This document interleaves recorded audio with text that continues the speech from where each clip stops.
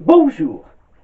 C'était un jour festif et joyeux, ce 8 mai 1842. D'abord parce que c'était le jour de la fête de Louis-Philippe, roi des Français, et qu'à cette occasion, à Versailles, jaillissaient les grandes eaux. Ensuite, parce qu'il faisait très beau, et que grâce au chemin de fer, nouveau moyen de déplacement de plus en plus prisé, les Parisiens allaient pouvoir venir passer une journée au château du Roi Soleil et profiter du spectacle. Ah, rendez-vous compte, cette merveilleuse innovation réduisait les distances de plus des trois quarts. Et la ligne Paris-Versailles, mise en chantier il y a quelques années par les frères Pereire, permettait aux citadins d'aller passer une belle journée de plein air en seulement 20 minutes de la capitale. 24 kilomètres en 20 minutes. C'était prodigieux. Tiré par deux locomotives, qu'on appelait Pécasses, le train composé de 18 voitures emportait 770 passagers en crachant de longues volutes noires et blanches que l'on pouvait voir de très loin s'élever dans le ciel. Tout se passa impeccablement. Mais au retour, rien ne va plus pour le train de 17h30. Il file allègrement à 40 kilomètres, ce qui est une grande vitesse pour l'époque, presque un record, lorsque, arrivé à la hauteur de Meudon, un essieu de la première locomotive, poussé à l'excès par la seconde plus puissante, se brise net et se plante dans la voie. C'est l'accident dans toute son horreur. Le train déraille. Les wagons de bois se chevauchent, s'entrecassent les uns dans les autres, forment un informe de fer et de bois d'une hauteur de 10 mètres. Des morceaux de charbon incandescent y répondent très vite le feu. Sur les 56 victimes, 43 périssent sur place, brûlées vives, et elles ne seront pas identifiables. À l'exception d'un corps. Un seul sur 43.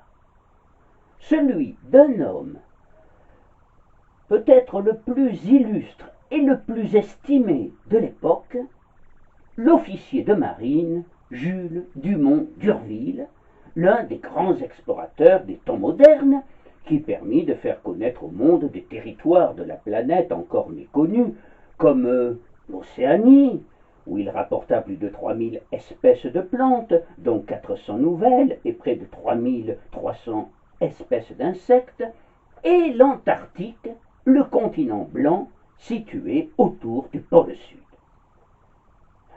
C'est dans ces régions glacées et désertiques qu'il avait pris possession, au nom de la France, d'une terre à laquelle il donna le prénom de son épouse, la terre Adélie.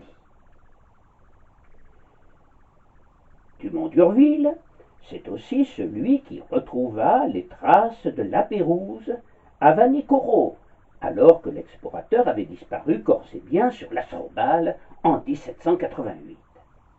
C'est Dumont d'Urville qui découvrit les îles Loyauté ainsi que les îles Fidji. C'est lui qui releva les côtes des îles Marquises puis des îles Salomon.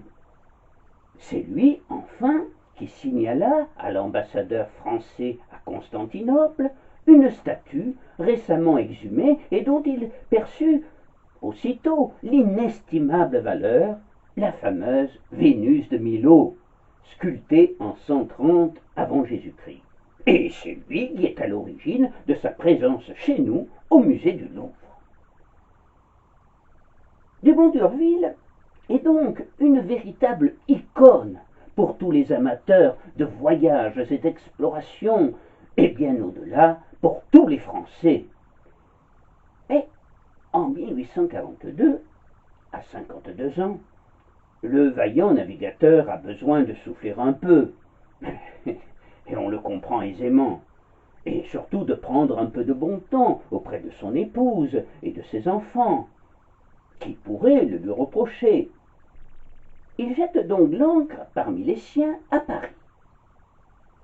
Ce 8 mai, en compagnie de son épouse Adèle, née Adèle Pépin, et de leur fils de 14 ans, il décide d'aller admirer à Versailles le talent des anciens dans l'art du décor, lui qui découvrit les merveilles de la nature aux 4 coins du globe.